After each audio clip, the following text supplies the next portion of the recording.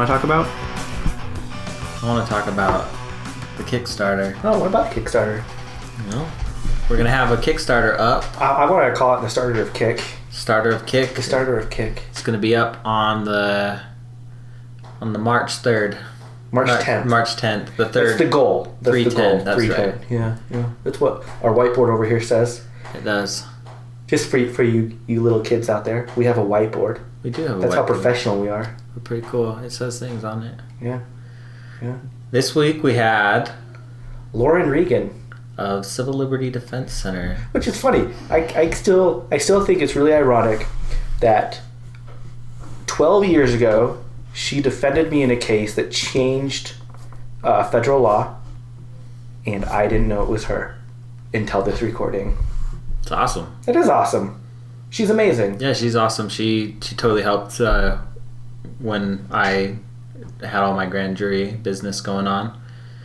It's yeah. The in the interview we did it via Skype, it kind of fades out a little bit.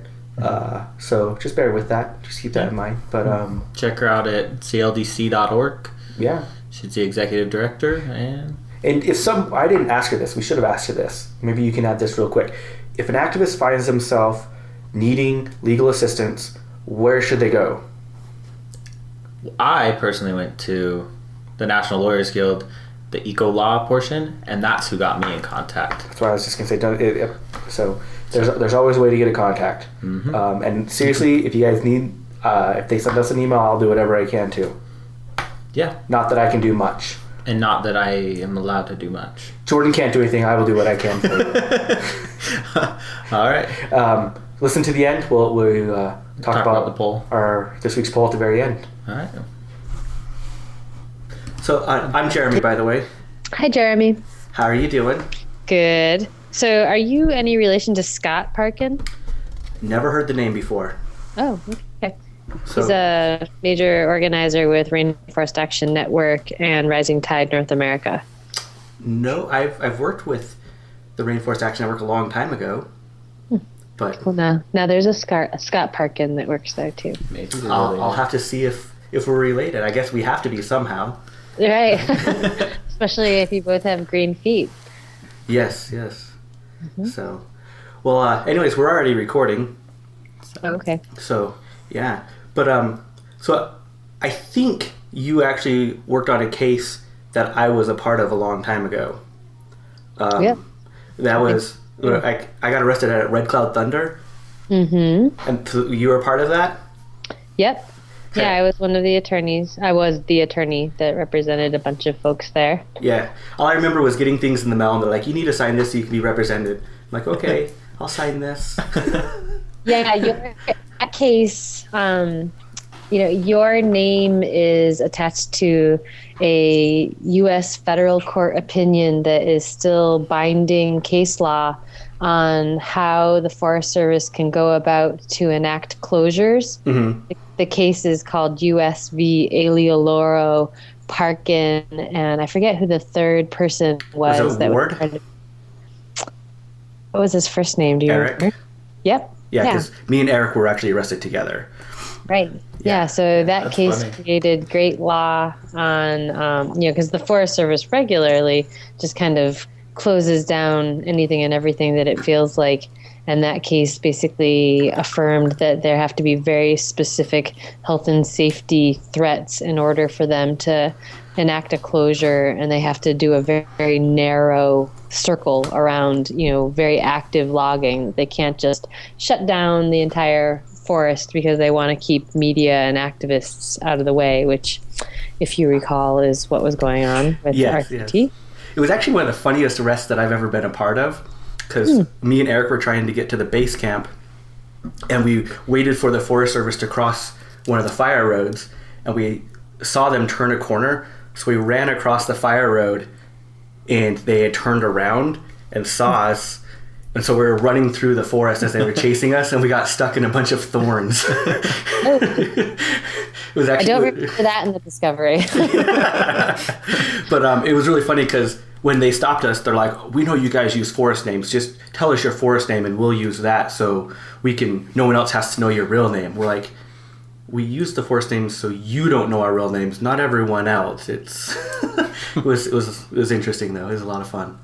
It was a lot of fun being up there. That was Red Cloud Thunder. Yeah, it was Red Cloud Thunder in the Willamette National Forest. That would have been 99, I'm thinking. Maybe 2000? Yeah, I think it was 90. Yeah, I think it was 99 because Jeff had already been arrested. So, yeah, I think that's about right. I could actually look on my computer right now and tell you for sure, but I'll do that while we're talking. I think that sounds about right from what I've read.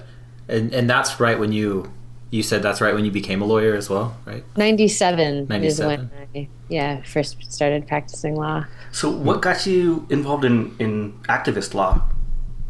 Well, I'd been an environmental and animal rights activist most of my life, and from a very young age thought I was going to be an animal lawyer. Mm-hmm. You know, I actually wanted to be a veterinarian, and then decided, blood and guts was just not going to be my thing. And I think at the age of 10, I announced to my family that I was going to be an animal lawyer. And in my mind, that meant saving animals and, being the animal's actual lawyer. And can animals have an actual lawyer? Normally, no, not directly. I didn't they don't think have so. Those rights yet. Yeah. That's what we're trying to get them. I've tried and been pretty shut down in asserting that, actually. So, but yeah, so I started... thinking I was going to I think soon after that, like by high school, I was pretty active as an environmental activist and, kind of learned that really if I was going to try and save animals, it was going to need to be in the context of saving habitat and stuff like that. And, by that point, I also kind of recognized that there was a really huge vacuum in people with sort of keys to the jail cell. And, as friends of mine began getting arrested, even before I even went to law school, I was the one that got sent down to the cop shop to try and get people out of jail and figure out how to get them out of jail and stuff like that. Mm-hmm. So I had good grades. I was willing to commit the years to, kind of stick it out and end up with the bar license. And, I figured I was never really one to voluntarily give up my liberty to cops. I've just always really been very cynical and mistrusting of police and the idea of like voluntarily putting myself in their custody and allowing them to control me was just never something I was very good at, regardless of the symbolism or the importance of it. But I, definitely understood the value of it, and I appreciated people who were willing to do that. And so I just kind of figured it was going to be, my niche to play in the activist scene. So that's basically kind of how it happened, and went to the U of O law school for environmental law, graduated, and pretty much did only environmental law for the first 5 years of my practice, interspersed with a few protest cases. Almost right away, like within a couple of months of getting my bar license, was the June 1st pepper spray incident here in Eugene. And so pretty quickly, right off the bat, I got kind of an eyeball full of, basically being an activist lawyer. So you're saying that you have a sort of a mistrust for police, or Jeremy was talking about something the other day involving kids and police. And yeah, sorry, I actually had to step out for a second because my daughter was missing her DS. She couldn't find it. But yeah, like I find myself like in a weird position as a parent where you're like, you want to, especially being an activist parent, my daughter, she knows about me being arrested and being charged. She knows about her uncle Jordan being charged, and she knows, that we have a general distrust of authority. But as a kid, how do you, like, what's the correct balance do you teach a kid? Like, you don't want to be like, if there's a fire, you don't call 911, but you don't want to at the same time encourage, police activity. Does that make sense? Yeah. Yeah. I mean, a big part of what CLDC does is know your rights trainings, for activists, is how it kind of started. But now we do a know your rights training for teens. We do a workers' rights training. We do an immigrant rights training. Um, we do all sorts of different basic know your rights trainings. Mm-hmm. And our teen one, basically flat out says, cops can lie. You have this Fifth Amendment right. You shouldn't snitch on yourself or others. And it's been interesting because we do it for free. And right away, many of the at-risk youth groups had us come do the trainings, including a group that works with juvies in juvenile detention. Mm-hmm. They were, opened, they opened their arms to us in those venues. But, we offered to do them to mainstream public schools, like middle schools and high schools, because clearly, civics classes aren't teaching any of this basic, you have a right to refuse the police to enter your home. You don't have to answer questions put to you by anyone except for a judge in a courtroom. Like all of that is not taught any longer. And the public schools were extremely uncomfortable and basically have declined to have us come do the trainings in them because they claim that our curriculum is too radical, because we really are saying you have a right to never answer questions put to you by anyone, except for a judge in a courtroom. And you should never talk to your principal or police without a lawyer present if they are, potentially accusing you of committing a crime or doing something wrong.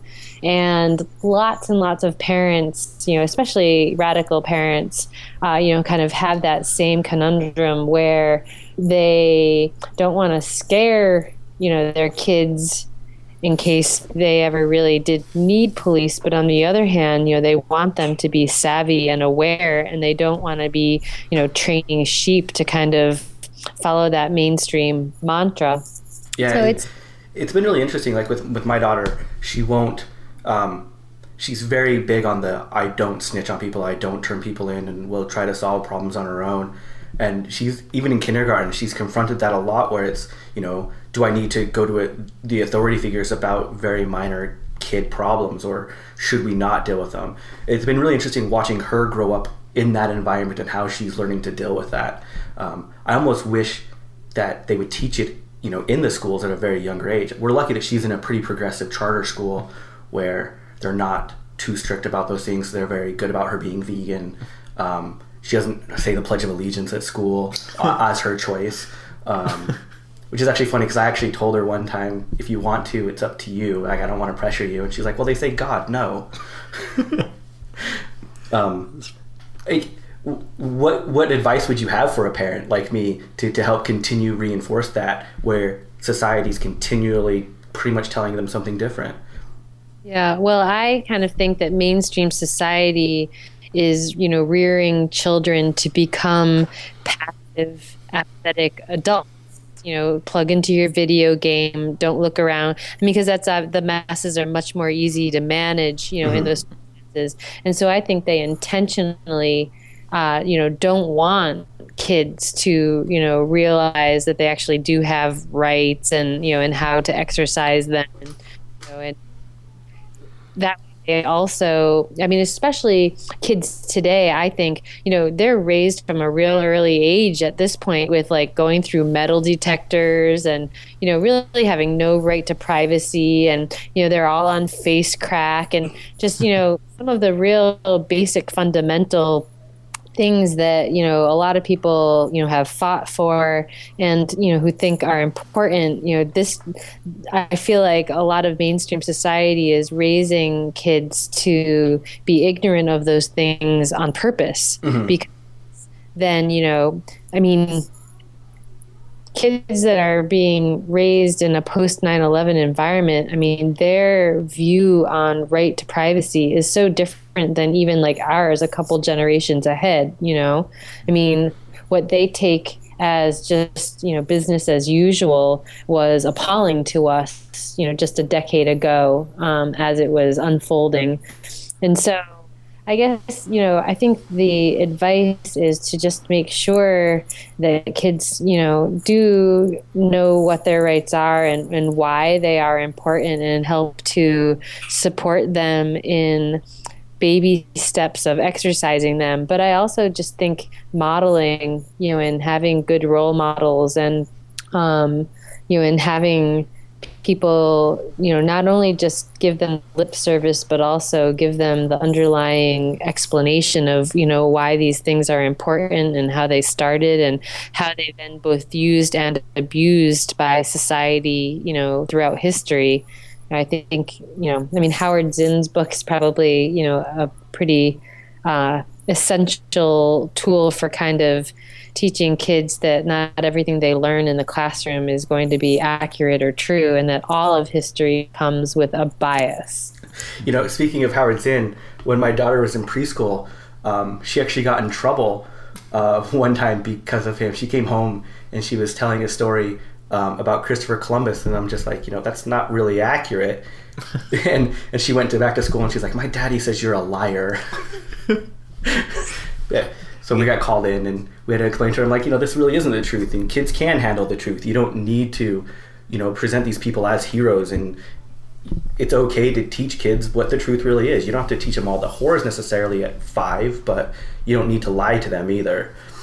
Well, depending on the community, and where you are, I've definitely heard of radical parents who have had Child Protective Services called on them for teaching their kids that God doesn't exist, or for making for having them be vegan, mm-hmm. or all sorts of things. And of course, these parents are showing up to parent-teacher conferences, and they may have tattoos or piercings, and a lot of mainstream society, especially in the educational system, that's crazy to them. And so what ignorance kind of manifests is often fear, right? Mm-hmm. And so, I've had to help many friend who is a parent, back off investigative services as a result of them, just trying to raise their kids with open minds. I've always been fearful of that with us. There was a case about 10 years ago where 3 kids were taken away from a family here in Utah because they were raised vegan. So, yeah, it's insane. It's just absolutely insane. So there were parents that were prosecuted for criminal child endangerment for raising their kid as a vegan. Mm-hmm. Yeah, it's sad. Yeah. It's no different than raising your kid to eat meat. I'd say that's except worse. You're raising them to be healthy and compassionate, exactly, and to actually care about the world, and you would think what a model citizen should be. Yeah. So I found your case, and it was the summer of 2000. Oh, okay, summer of 2000. Yeah, that sounds about right. I was gonna say how crazy, like, even for me, to think that metal detectors are in schools now, it's such a weird thought. And I remember when I was a kid, I got into trouble quite a bit. You're still a kid. You're a baby. And I went into the principal's office one time, and I was giving out, I think I had like a Pez dispenser, and I was giving my friends Pez, and someone said that I had laced the Pez with acid or something, and they had brought me into the principal's office to see what was going on, and they searched my pockets and found Pez, and then they took it from me. I don't know what they did with it. Like, obviously it wasn't laced with acid or anything, but like thinking about all of that, and they also told me I didn't have any rights because I was a kid. Because I said, wait, this goes against my rights. And they're like, no, you don't have any rights until you're an adult. Yeah, but I went to the same school as you did several years before you. That was in middle school when that happened. I went to the same high school as you did several years before you did. And our high school banned the word vegan when I was there because they said it was affiliated with gangs. And they said we didn't have rights to protest that, because me and several other activists made green armbands, and we had to fight that with the Brown versus the Board of Education, proving that, we did have civil rights. We did have the right to the First Amendment inside the school. And it was an atrocious school system to go through. Oh, yeah. Yeah. Yeah. Yeah, it's funny often in how, what great frequency activists really do have to have a pretty solid understanding of the law. Even just, being able to recite Brown versus Board of Education, or, just to even know that, you actually do have rights as a kid, or all of those different things, without having some awareness of that, life would be much, much different. Well, and what's sad is it's really scary as a kid. I mean, I remember at the time I was 15, and I remember standing in front of the principal saying, "Here's my attorney's card. If you have any questions, contact them." Like as a 15-year-old, that's scary. Like you're really having to confront, major authority in your life and having to stand up for yourself. And unfortunately, it's not, they don't teach you how to do that. It's, I didn't have anyone teaching me, Well, and the relate or the reputation that you then develop and have to deal with every teacher you have in that school, and I in my high school, I was always getting in trouble for being you're smarter than that. Kids look up to you, so for you to do something wrong, is even more problematic than others, because you are supposed to be this like role model. And so when I would question things or get in trouble in school, it was always this shame me for being smart and questioning different things. So kids have it rough. That's part. I have definitely chosen not to breed. One of. As have I. I know I'm the odd one. I've always been the odd one. But so what type of things did you get in trouble for in high school? Oh, all sorts of different things. I mean, I was constantly questioning things. I was, constantly being critical of everything, having to do with, and I was bored. I was a pretty smart kid growing up, and I was president of my class. I was like the first violinist in the symphony. I did all these things that mainstream school loved to put on paper and and praise me for. But at the same time, I was vegan. I was an environmentalist. I was protesting anything and everything. Everything from school lunch to no recycling to. So, do you still play the violin? I do, yeah. Okay. My daughter plays the violin. She's been playing for about a year now. She's doing the Suzuki method. And I'm having the hardest time finding an affordable vegan bow. Do you have any resources for that? I can find really expensive ones, but I don't want to throw like $100 for a bow for her. And she needs a new one. Nothing for a bow.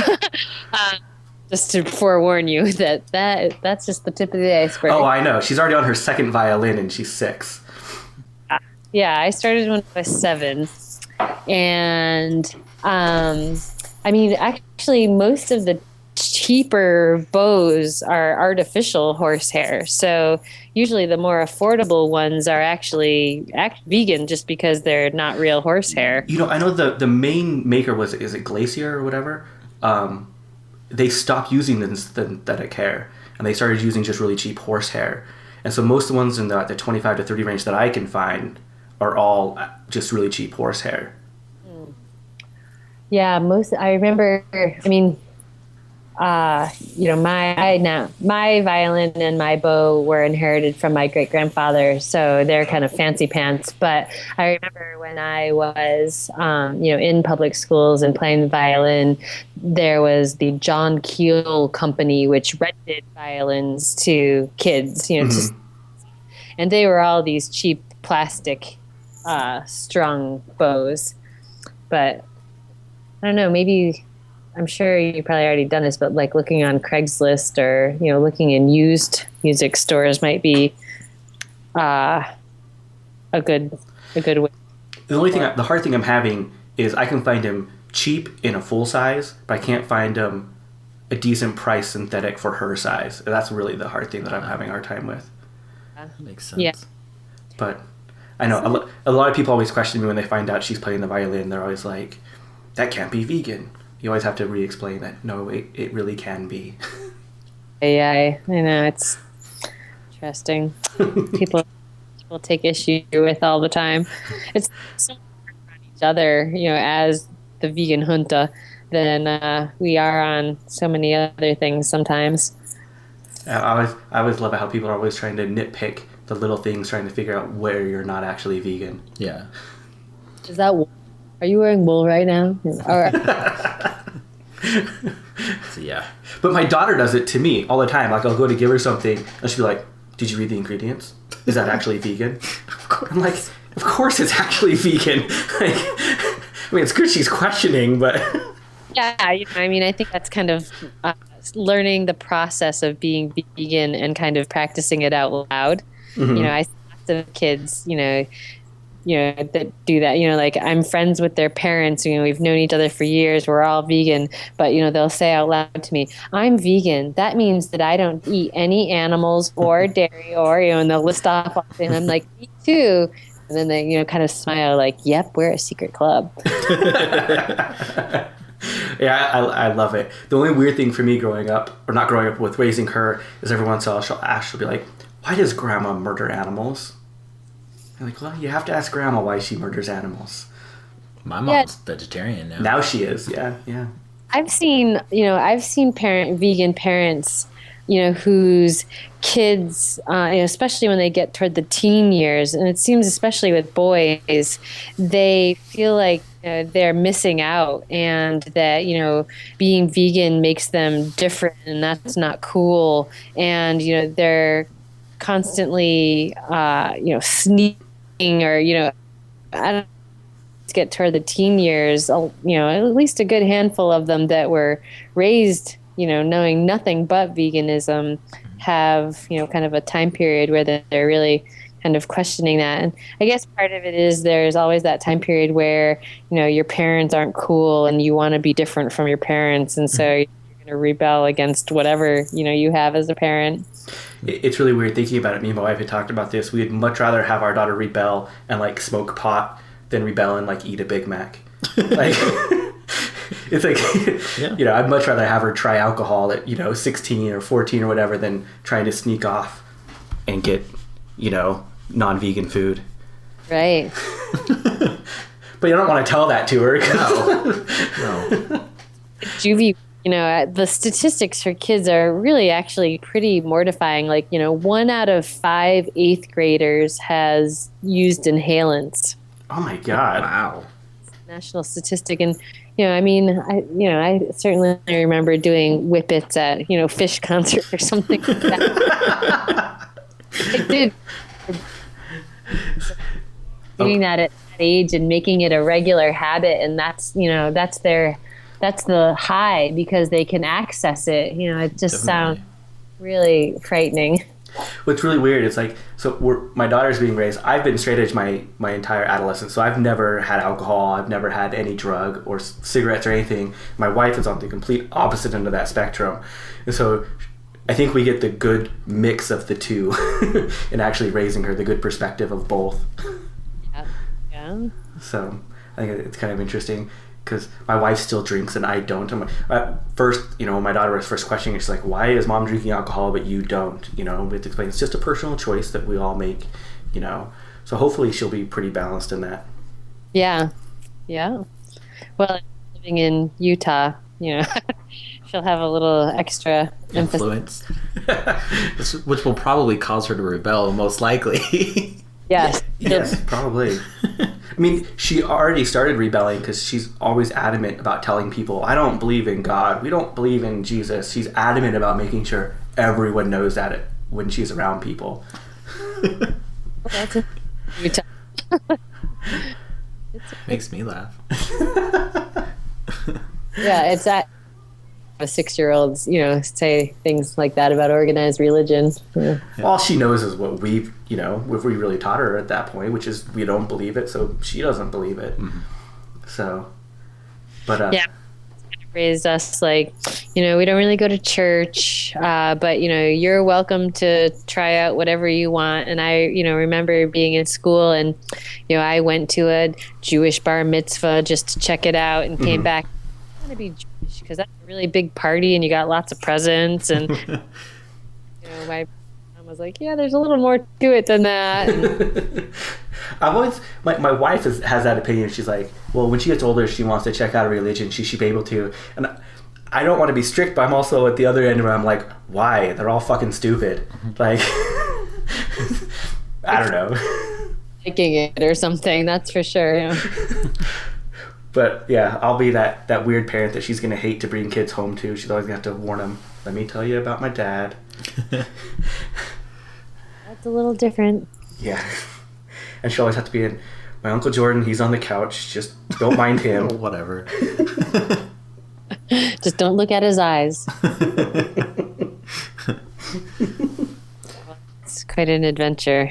My sister has 2 kids that are like 10 and 6, and she is not vegan and not particularly politically aware. I mean, in some respects she is, but not, nothing super. And, the kids definitely are just sort of like mesmerized with me. Like when they come to visit, they're sort of like, oh, here's our, weird Aunt Lauren who, doesn't eat animals and, goes around the country, getting people out of jail. And So at what age did you go vegan? Well, I went vegetarian at 7 and then went fully vegan probably like when I was 16. Okay. How was your family with that transition? When I first went vegetarian, my mom actually took me to the doctor and thought I had an eating disorder. Oh, wow. None of them are, veg or anything. I mean, they're very mainstream Irish, meat and potatoes types of. And so for like the first few years of me being vegetarian, my mom just sort of replaced meat with like 1.5 pounds of cheese. So of course quickly I became completely like dairy intolerant because I was, eating just a lot of that as a replacement for protein. And she wasn't really particularly nutrition savvy either. And so I really basically had to like learn nutrition and learn how to cook for myself by like the age of 9 or 10. Once I was able to do that, they were a little bit more down with it, but they definitely thought it was going to be a passing phase, and regularly would either try to slip me things like turkey or something like that, or would pretend like they forgot that I was vegetarian and put something on my plate that wasn't vegetarian. See, I went vegetarian at 9 and fully vegan when I was 13. And when I was finally 18, I was talking to my mom one time. She's like, this isn't a phase, is it? Like, no, it's really, really not a phase. My parents probably felt the same way. Your parents told Callie a little while ago that she still thinks it's a phase. What? Yeah. She has 2 kids that are vegan. One raising a vegan grandchild, and they think it's a phase. I think my parents think it's a phase, and it's been, 3+ decades now. So I think parents just kind of really, want you to be mainstream and normal, and any weird quirks cause them anxiety. Totally. I totally can relate to that, though. But my mom recently went vegetarian. Yeah. Like, when I went back to prison... But she still won't call herself vegetarian. Sometimes she does. It just depends. When I went back to prison, that's when she really, started doing it full time. Yeah, she was pretty adamant while you were in prison. Yeah. And I think she's finally not mad at me about that, though. Got stuck. What? She was always, like, the first time you were in prison, that first 4 months, she was constantly mad at me and blaming me, about it. Why you? I don't know. Influence.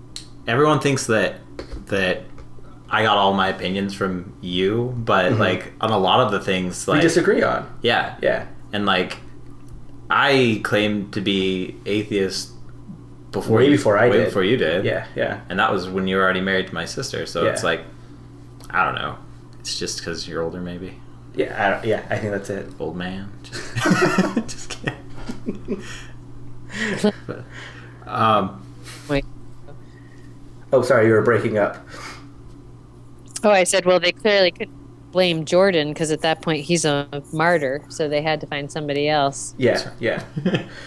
way to go. Well, I remember they asked me one time, why don't you just tell Jordan to talk? I'm like, because I told him the exact opposite. Like, he should never talk. He doesn't know anything. And they're like, well, what if they bring you in? I'm like, then I'll go to jail too. Because the FBI actually threatened that to your dad, if you remember. Mm-hmm. Yeah. And that's why I always tell people that they need to be super informative to not just themselves but their family, because the FBI doesn't just target you. They'll go after your family as well, and your family, you might know your rights like the back of your hand, but your family doesn't, and they have just as much rights as you do. Well, and, in my experience, and I have to deal with lots of, parents and family members of people subpoenaed to grand juries or, being indicted and all sorts of things like that. And, you can explain resistance and why, radical political movements have done it for, generations. And you can explain the legal foundations of it and everything. But at the end of the day, those family members, their number one priority is their child, and they want them out of jail immediately. They want them safe and sitting at the kitchen table, and nothing else really matters. They even parents that have political backgrounds, even if they can acknowledge the political underpinnings of what's going on and why their kid is in jail, they don't like it. They don't want it. They want their kid out somehow, and it's always just a really challenging conversation to have, particularly because it usually happens over the phone. But, but I'm a testament, so the police raided my house in November of 2000, or the FBI raided my house in November of 2000, and I was lucky enough to have already really lectured my parents on what to happen, and they were lucky enough that they didn't let the FBI search the house. They didn't give them any information, but they did have that same instinct that you were talking about of wanting to get me out and wanting to do whatever they can. But luckily they knew their basic rights of what they could do right at that moment. It's a hard conversation to have. It really is. I mean, I've had it with my parents too, and they blanch, and then the next comment is something like, honey, can't you just do wills and divorces? Do you really have to? Because of course, every parent just wants their kid safe. Mm-hmm. And I recently did a grand jury training in Seattle, and one of the women that was speaking on it was like a 1960s Weather Underground resistor, and she told the story of the FBI going to her parents' house when she was underground, and the FBI told her parents, your daughter is dead and she's down at the morgue, and we're going to need you to come and identify her body. Do you know hanging out with and what she's been doing? When was the last time you spoke to her? Started asking them questions under that gamut. And and then they took him into a cop car, drove him downtown, and then said, actually, she's not dead as far as we know, but you can be indicted for aiding and abetting her. If you know where she is, you're harboring a fugitive, and blah, blah, blah. And then lectured her. And, the woman kind of told the story of, how her father had to be restrained by her mother from just like going over the front of the desk toward that cop, toward that FBI agent for, traumatizing them completely. Yeah. Sobbing, as they're driving down to the cop shop, getting ready to like identify their daughter in a morgue, and it was ridiculous. That's one sure way to make sure that they would never help the authorities. Yeah. I mean, really, they shoot themselves in the foot at that point. Well, and Jordan's mom did something similar when they were at his Grumbles motion. The prosecutor, when she was on the stand, the prosecutor asked her if she was fearful if Jordan testified, and she responded yes, because they were trying to see if they were fearful of animal rights activists. And the judge questioned her more about that. She's like, I'm fearful of the FBI. I'm fearful of the government, more prosecution. And the prosecutor truly quickly tried to stop her testimony at that point. No, that's not what I wanted. Yeah, that's not what I wanted, yeah. Yeah. It's the truth. She didn't understand she understood the question differently. Yeah, she understood the question differently. Yeah, totally. I remember just laughing when that happened. So I'm like, yeah, it does make you more fearful of what they're going to do. Her thoughts like, why should I be fearful? I didn't do anything. Well, for a lot of parents, particularly parents that don't come from, activist backgrounds, everybody is sort of raised to think, I know even, my own parents, that police are good guys, that the government is good, and that people who, that say otherwise are just kind of looking for something to complain about, or, go live in Afghanistan, or, there's all those, sort of reactions. And when things like that happen, their eyes are kind of opened that, police misconduct is real, and, the government can be a bully, and look at all, cops do lie. And I think that adds to the incredible discomfort that those folks are put in. Not only are they anxious over the welfare of their child, but now all of a sudden that whole foundation of how they view the world, cops good, government good, starts to get shaky, and all of a sudden you are forced to question, what is your government doing, and why are they persecuting my child? And I think the classic example in my mind is Eric McDavid's case, and and Eric's mom. I mean, here's some pretty normal mainstream parents who watched their child imprisoned for 2 decades for thought crimes. And just all the and to know that like the government actually sent an 18-year-old provocateur to incite him in order to make him a criminal, and their whole world has had to change, not only because now they only get to see their child in a prison, but also just because all of those underpinnings of how they viewed society have been shaken down. How can activists nowadays protect themselves from the amount of government provocateurs that they're actually putting in doing what I would call entrapment? Pretty straightforward. It seems like what can activists actually do to protect themselves?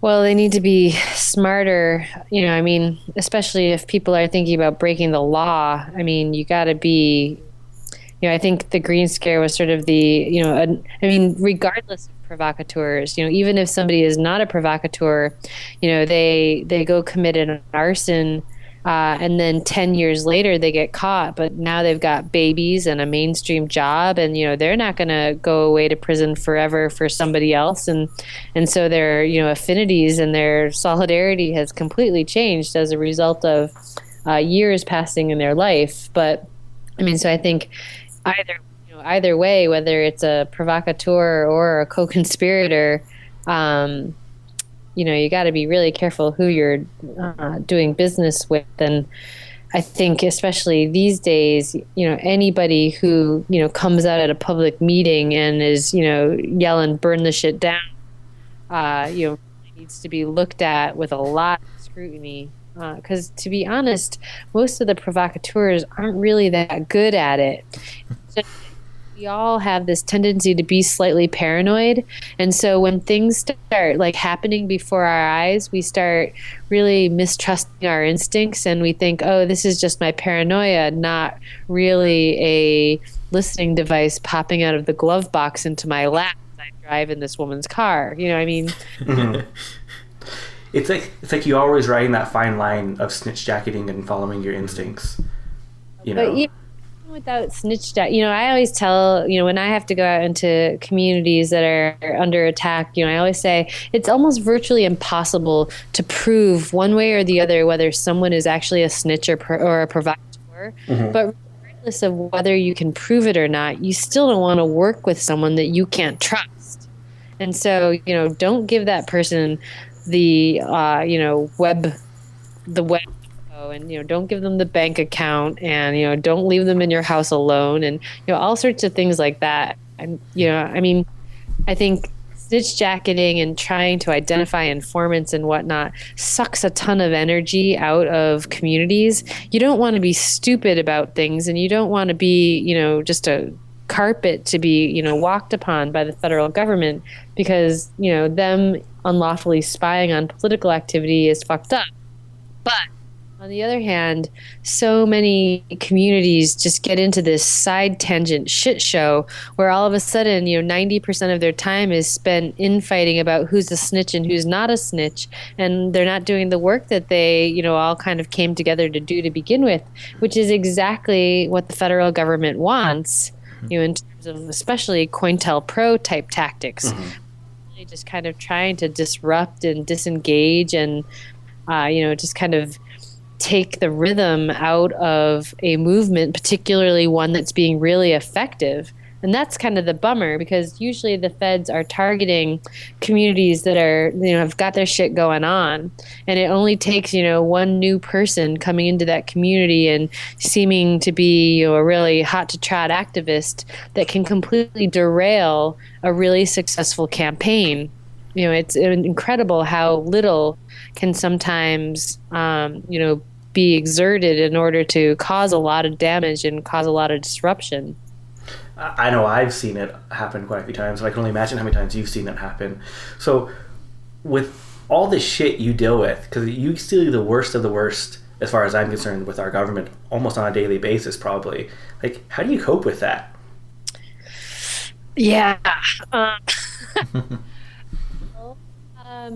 I guess one thing I always kind of think in my head is, you kind of have a choice. You can either fight, or you can just go down as a sheep and sort of swallow it, And so to me, the choice is pretty easy, that, I'm going to do everything I possibly can while alive to fight for what I think is right, and to help those who I agree with, to do, what they're going to do. Because I do kind of view it as an us and them, unfortunately, and so that's kind of the bottom line is, every single day when I wake up, that's sort of what I'm thinking is, what can I do that's going to, move the world in a direction that I want to see it move in. And even though we may be 3/4 of the way down the drain at this point, I feel like, you got to have some level of hope. I'm definitely a very cynical person, but I have some level of hope that at some point all this shit is going to crumble down, and there will be an opening for the type of society that, that I would like to see, one that is more compassionate and respectful and, and kind of moving in an incredibly more sustainable way. I always find myself thinking people always have the best of intentions. I always feel like people are inherently good, and whenever I find myself questioning that, that's when I get super depressed about where we're heading and how we fight and how we move forward. It's really hard, seeing where the world is going. It is, and it's definitely hard, especially lately. I'll use the Eric example again. It's super hard to see really young, idealistic people with long futures ahead of them that really their only crime was, to be passionate about wanting to see a better world. And, especially in Eric's case, being completely misguided and, sort of derailed by the government, and then have them put into this gross institutionalized setting, and now several of my friends and, people from kind of, my generation of environmental activists are now, Green Scare folks are now finally getting out of prison, like Daniel McGowan just got out, and Paul and, several other people. And it's been inspiring to see them actually be able to come out intact, with brains still working and passion still there, and like Jordan, kind of counting down the days to get off probation as fast as possible, so they can kind of resume the world that they left when they went down. And I think the other reason that that's so inspirational to me is because the government, especially in those Green Scare cases, but in every case, their intention is to completely break those people. That those people, are generally tokens to the government. They are kind of taking individuals and they're kind of putting them up on the flagpole, and they're saying, look what we're doing to this person. They can't arrest us all. And so they want to make a big deal out of the few that they pick to sort of, scare the crap out of everybody else. And when they can't break those people, when they can't turn them into snitches and they can't make them run away, from the movement they were a part of, that, is just the antithesis of what they want to see happen. And, to me, I think is why radical movements have survived, over all of these generations and years. It's people like that stand up in the face of, incredible repression and oppression, and yet come out smiling and say, give me some more. It's definitely hard to come out and say smiling some more. Yeah, it is. Trust me. Yeah, it's especially, I always think that, like Jeff Lures, who is a friend of mine and, now has been out for a few years. And, I always kind of joke with him, like, okay, I think you paid your dues now. Like, you've done your time. Like, let's let somebody else go to prison for a decade. I think you're done. Definitely toll, not only mentally but physically on folks that do end up, eating the cancer diet, or, just, living in that lack of sunshine and living in that constantly slightly stressful environment, and just having to be around, I know for Jeff, he was at the Oregon State Penitentiary, which is, a maximum security state prison.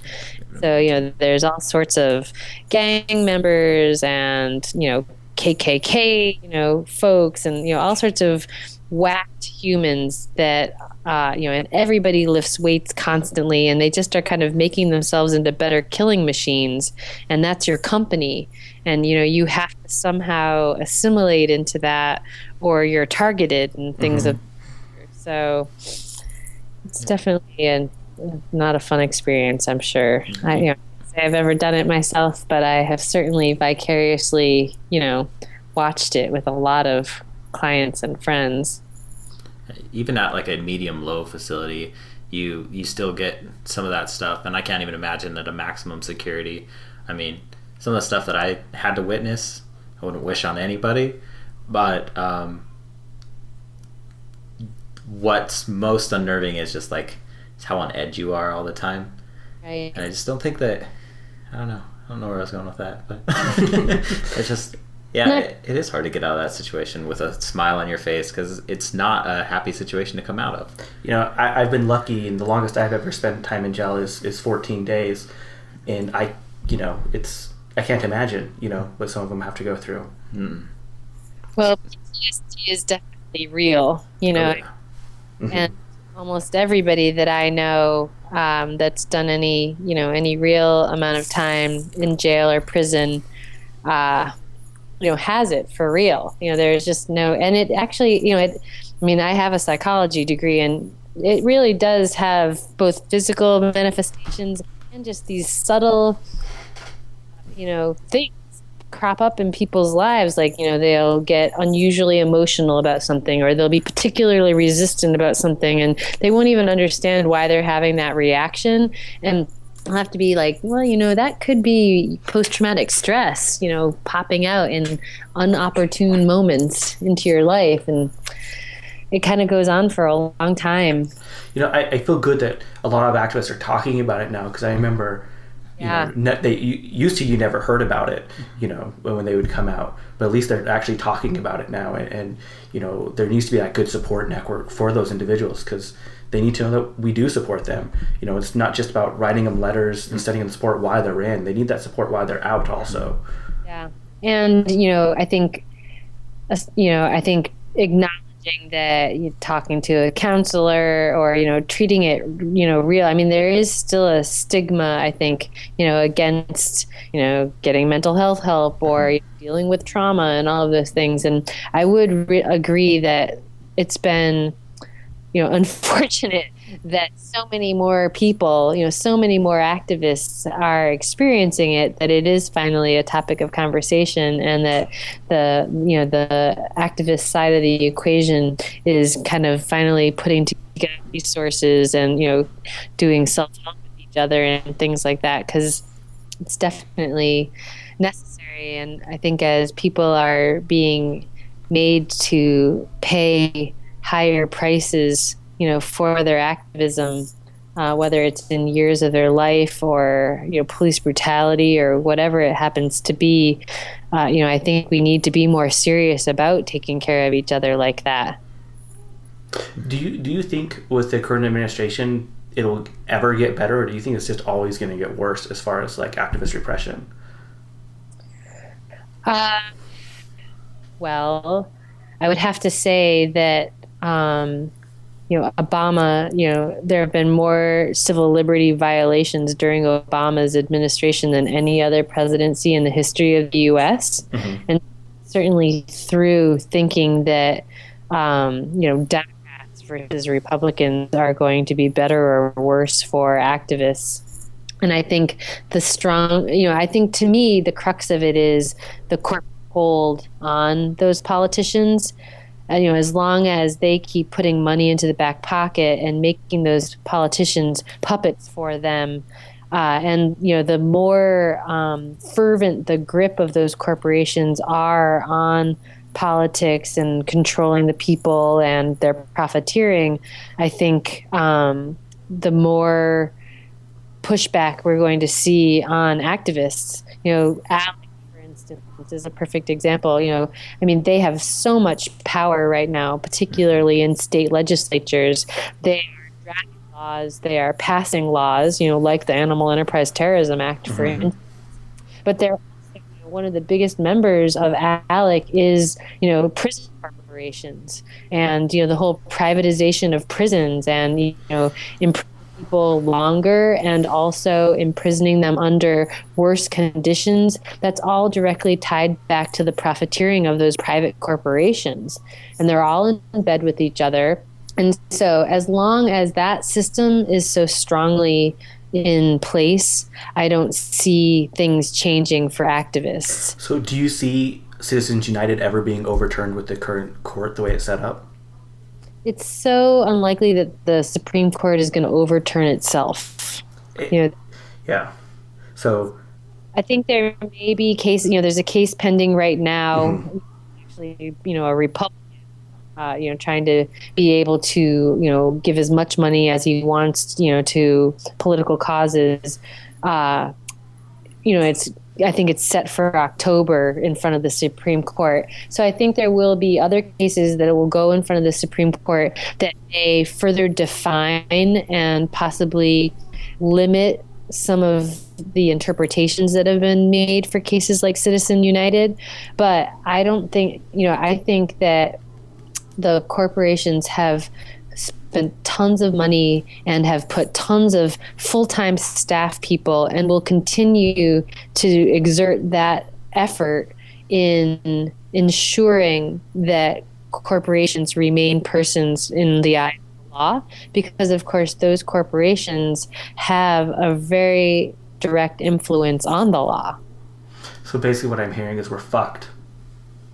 You heard that not just from me first, I'm sure.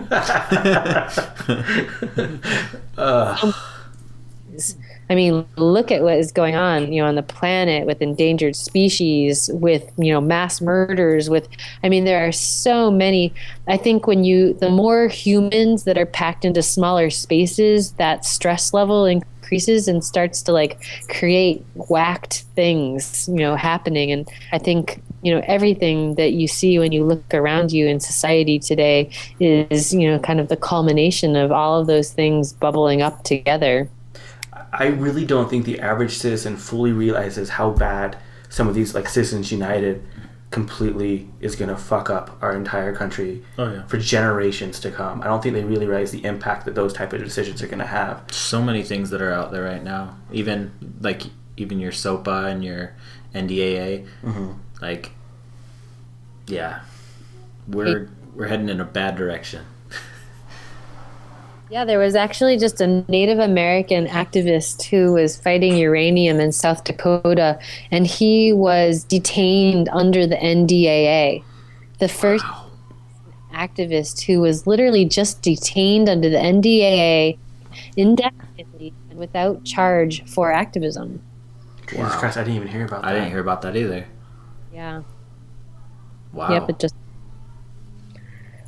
so yeah, it's a fright. It's crazy because part of what I have to do is go out into activist communities and try to tell them this is what your rights are, this is what you could possibly be looking at, here's the framework in which you are operating under. But I always have to say, at least as this is as far as we know today, because for the last several years, and Jordan's case was a perfect example of it, the business as usual, even if we were to advise activists like, okay, here's your rights, on grand juries and stuff, you'll do 6 months for civil contempt and blah, blah, blah. But as soon as, I say that, I have to say, at least, that's how we're operating right now. But the feds just keep coming up with new and different crazy shit to throw at activists, whether it's terrorist enhancement or, conspiracy to commit interstate riot or criminal contempt of court, or you can say it one day and it just may not be true the next, and then having to say, oh, and by the way, there's these laws like the Patriot Act and the National Defense Authorization Act. They're really super scary. We hope they're never used against activists. They say they're not going to be used against activists, but you read the letter of the law and it sure looks like they could apply to activists. So but then scare people into apathy, and you scare people to the point that they're in fear of doing anything. And, right now we need to be like double the number of activists and redouble the efforts to save the planet. And scaring half of them away from being activists, is kind of counter to what really needs to be happening. So what ways can you actually fight, especially things like the NDAA? Like, if they can literally just throw you away indefinitely and give you no voice, what can you really do to stop that? As an individual, I think the only thing that an individual could do is, if they get caught up in that net, is to fight like hell and be noisy and emotive and persuasive about what is actually happening to you. Otherwise, as an individual, what are you going to do? I mean, your choices are to lobby the legislators and get them to repeal it, which they were the dumb fucks that passed it to begin with, or can somehow bring a legal challenge through the court system, and 10 years later, maybe you'll get somewhere, maybe you won't. The options are so limited when you're talking about federal legislation. When the AETA was brewing to be passed, I just kept telling people, we have to stop this before it passes. Once it's passed, it's an incredible uphill battle to be able to get it undone. Well, I remember people saying there's no way this is going to be passed. Yeah, that was naive, right? Yeah, I mean, geez. Pharmaceutical industry, the fur farm industry, the cattlemen's industry, all of those, big profiteering lobbies who wanted that law passed, you've got to take that seriously, because they have a direct channel to those people who are, going to make those laws. And if, and those are giving millions of dollars to the politicians, our are not doing that. We avoid DC, we avoid that crap. I hate that stuff. I don't want anything to do with it. And that's why they get, what they want, and we have to, deal with the consequences of it. I guess that's one of the downsides of being an anarchist. On top of everything, you don't want to work within the system because you hate the system in itself. Yeah. And until we, educate the rest of society about why, that system is broken and can't be fixed, a true revolution is, going to take everybody. And we've got a lot of outreach to do. Definitely. Seriously. Well, I hate to end it on a downer. Well, we have to be able to do that outreach in a way that, mom and pop are going to, be able to listen to us and, have understanding with us too. But yeah, I don't know. I mean, I've been practicing law for 15 years in this realm, and I, will continue to do it for, the rest of my life. And I still haven't lost hope. And I still think there is, plenty of action to be had and, plenty of things to be done. I just think we need to be really smart and really strategic in how we use our human resources. Well, let me once say thank you for all the work that you've done for activists, and thank you for actually representing me one time. And thank you for all your help with me as well. I think it's very valuable work. It really is, and it you should be admired for it. Well, thanks. You guys should be admired for what you do as well. I just sit on my ass most of the time. You're doing this radio show. That's something important. We hope. Yeah, we hope. Well, thank you very much for sitting down and talking with us. Take care. Hey, have a good one. Bye. Bye. That doesn't mean anything. You don't mean anything. I don't mean anything. This is an outro. Yay, outro. Yeah, podcast this week. Poll this week. Damn, I'm gonna restart this. No, just keep going. We can edit it or not. It doesn't matter. Anyways, GeoCities Angel Fire. Do you remember having one of those? Oh my god, this came up because we were talking about doing a website, creating an actual podcast website, and putting a filter on it to turn it into like an old GeoCities site. And we looked it up. Jordan still has an active GeoCities website. Mine's Angel Oh, Fire. is it Angel Fire? Mine's Angel Fire. There's an active Angel Fire website. And it's still... I think every link on it was dead. Probably. Yeah. Except for the ones that linked to the actual Angel Fire. And it was all about, like... It wasn't even that bad. Like, it didn't have that... Like, it wasn't even, like, the epitome of bad. Oh, no. It was... I mean, it was bad. Don't get me wrong. It was totally bad. It was me and probably, like... This is around the same time that I had maybe middle school. I was really into like programming, figuring things out. So not the HTML is programming; it's a markup language. But okay, this is a funny thing. You're talking about that. I'm going to implicate myself a little bit here. When I must have been in junior high, maybe high school at the time.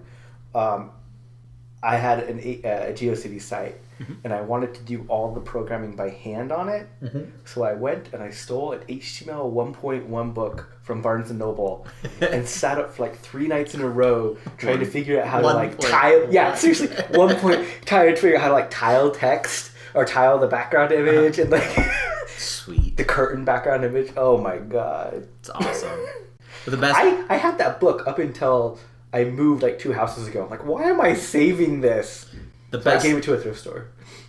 Well, the best part about that old markup language is that you had things like the blink. It was looking back at that markup language. I am not a programmer at all, but I could do that because it was very simple. You're like, oh, you want your text bigger? Bold. Just B. Like, oh, this is the header of your thing. H. Well, how big do you want it? I don't know. H1 looks good to me. Like, totally. Yeah. And it's simple. And I mean, you want this in the center? You just center. And it's still that simple, except for now. I think as soon as I started getting into cascading style sheets, not that I couldn't figure it out. That's like at the same time, like WYSIWYGs actually started to be getting good, and yeah, CSS isn't that much more complicated. I would agree with you. More complicated than I ever wanted to delve into, though. If that makes sense. Yeah. Yeah. But I mean, pretty much everything you said is still standard. I think they're getting... Most of HTML 1.1 is not standard anymore, though. Like, the very basics of it are, but most of what they did doesn't even exist. I mean, even center is, I think... well, you really shouldn't even be using that. That should all be part of the CSS. Or going into, like, HTML5, it should be part of whatever fucked up thing they honestly, most of the traditional HTML shouldn't even be used. I don't know why we're still talking about this, but I've started HTML5 game programming. Which is weird that they're teaching HTML5. Not that they shouldn't, but it's not a standardized language It's yet. in development, but it will be. And they're teaching... No, it won't. It's going to be one of those fucked up things that are always in development until they come out with the next thing. Yeah. They're teaching CSS3 as well, which is... I didn't even know there was a 2. Like, honestly, like, I don't program. I don't call myself a programmer. I've done a couple things in CSS. I messed around with Perl a little bit. But my messing around with Perl was copying other people's scripts. It wasn't like me writing the scripts. It was, like mild personalization, things like that. So I wouldn't call that programming. My mom just reminded me that when I was in... I totally forgotten about this, but when I was in middle school, I had hacked into the school's website. A statute of limitations passed on this? Totally. Okay. Totally. I mean, you're young, so I don't know. They caught me, too. Oh, okay. They caught me because I was stupid about it. I think I may have even linked it back to myself. Do we need to have a discussion on security culture? This is what we would call bragging. It's not bragging. We don't encourage bragging. Yeah, it totally is bragging. It's funny as hell, though. Anyway. No, she was just reminding me when Mari was here. But I got caught because I think I linked it back to myself. That's how dumb I was as a kid. I was like, yeah, I did this. Yeah. And really all I did was like change it to be like, change the school motto to be in hot pursuit of education to in hot pursuit of something stupid like Nazism. I don't know. And all that punk. See, I got involved in that stuff enough to know that I could do a lot of damage, and it scared me. Oh yeah. So I took a step back. I never actually did anything like with hacking or anything like that. When we're talking about hacking, we're talking about back in the day when it wasn't. I mean, we're talking, breaking a simple password. But even today, it's super simple with like SQL injections and stuff like that. They kind of like just brute force. No, SQL injection would be where there's an error within the PHP. So really, all it takes to do an SQL injection, and this is for educational purposes, is you just have to do like a semicolon at the end of the erroneous PHP, and that's enough for you to gain entry into their system. If you know what you're doing. And which I'm not. I don't. My only hacking thing I ever did was provoked by a teacher at school. So, yeah. Yeah. That was... I mean, literally the teacher... That same teacher taught when I was there. Yeah, so the teacher was like, at the beginning of the school, he was... And I don't even call this hacking, because it really wasn't hacking. It was just showing up a teacher. They had just installed... It was like the first release of Addies on the Mac operating systems. And they're like, we just installed this new security system, blah, blah, blah. You can't break through it. Don't even try. And just so you guys get it out of your system, I'll give everyone one shot to try to break through it. If you can, I'll give you an A for the semester. But just so you don't have to worry about it. I was the only one there that knew anything at all about computers. Not that I'm not smart about computers. You just, if you've ever had a computer for a long time, you have to troubleshoot them every once in a while, right? All I did was I restarted the computer, turned off all of the extension files, which at that time, Addies was just an extension file, restarted it without Addies. Boom, I had, access to the root, which was super easy to do, and then I got in trouble. The same thing with the Windows, when all you had to do for XP was go into safe mode, and you could grant yourself administrative privileges. It's just so stupid. We went way off topic of GeoCities and Angel Fire. Yeah, we did. Anyway, not a lot of people voted, which I don't blame them. 27% of the people said, whatever happened to blinking text? And I want to know this also. Like, why did that go away? It seemed like a staple on the internet for such a long time. Or scrolling text. Yes. I like the scrolling text. It's just a matter of... you don't need it. Why do you need it for? 18% of the people miss animated cursors. Seriously? You miss animated cursors? You could technically still have one if you want it. Yeah. It's possible. You remember the ones that had like the stars falling behind them? Oh my god. They're so bad. Somebody wrote, remember midis. Of course remember midis. Midis are actually still in heavy use. Most people just don't realize it. I remember when you could have like a 1 megabyte operating system that held all your files in bits. This whole remember midis though. I remember a conversation I was having with somebody years and years ago about whether or not you would ever be able to download music on the internet. And it was right when the first MP3 players were coming out, and we were all like, "There's no way." Internet connections can't handle the speed. It will never take place, blah, blah, blah. I mean, I remember I knew a girl who had an MP3 player that could hold it. Get this. 6 songs. Ooh. 6 songs. Wow. I think it was called a Roxio. I can't remember, but whatever. And I remember like, that's the lamest damn thing I've ever heard of. It is. I remember when like MP3s first came out as well, and they were talking about how it's pretty much just a digital file that you could listen to, and what they were saying is like it's like your traditional AM/FM player, but it has one song on it. It's like, why? Yeah. Why do you want that one song playing over and over and over again? The one thing that I wish the generation growing up now would realize is that MP3s are a terrible fucking format for audio. You lose so much goddamn audio quality. I'm surprised they by didn't going to MP3s. go to something like an AIF. Well, I mean, an AIF is an unfiltered format. I mean, it's just a raw format, just like Wave is, depending on the system you're using. I mean, they're large. They're very large. But given, they fucking stream videos now, for God's sakes, on the internet. At least stream good quality audio. Yeah. Like, people don't realize how much audio quality they lose by converting it to MP3s. I mean, it's the difference of a CD and a fucking cassette. Like, in all reality. It's sad. And a cassette's so much better. Oh my god, it's so much better. It would have been better to say vinyl. No, vinyl is amazing. I know, audio quality. I know. That's what I'm saying. Vinyl versus 8-track. 8-track's also pretty for analog. Analog is not bad, but it's not great. Anyway, and the bad thing about MP3 is a lot of people don't realize is like you'll download a file, right? So like say you download a file on iTunes and then you burn it onto a CD, re-import it, re-burn it as an MP3 later. It decreases the quality twice as much that second burn.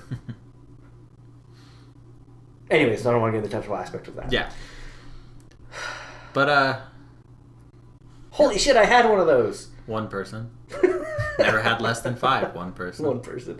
Holy shit. Mine's still up. I like this one. I didn't vote on this one, but this is what I would have voted on. This made me feel old. Yeah, I know. Oh god, the internet's changed so much in such a short time. It has. It's awesome. I remember, I'm going to go off on another tangent real quick, but when I was in middle school, even just everything has changed. Like, I remember, like it said, MIDIs. There was this engine that I was working with that... Quick idea. I'm sorry I didn't interject. Let's make our outro banjos a MIDI on this episode. All right. I don't know how to do it, but let's figure it out. We'll figure it out. Okay, anyway, sorry, continue. I just remember I was using the Grell engine when I was... a what engine? In 7th grade. It's called the Grell engine. It's kind of like the Zelda style. Okay, hold on. If you were in 7th grade, how old would I have been? How much is your difference between Callie? 3. So if you were in 7th, Callie was in 10th, which means I was a year out of high school. Okay. I'm just trying to figure out time frame where this is. So what I was using for game graphics at that time was GIFs. I was using a basic C script. Everything was in C script at that time. Yeah. Well, or C++. Visual Basics. There was some Perl. C was still a core. But you had some Visual Basics for your your really lame applications. But it's crazy to think about it. Like, I just found an old operating system in my parents' basement, pulled it up, transferred all 32 gigs of it to my computer from the hard drive, and it had that game on it. And I'm like, holy crap, it's that game. Terrible. Like, all Giphy or whatever you want to call it, and MIDIs, just but did it in 7th grade, and I was still proud of it. That's awesome.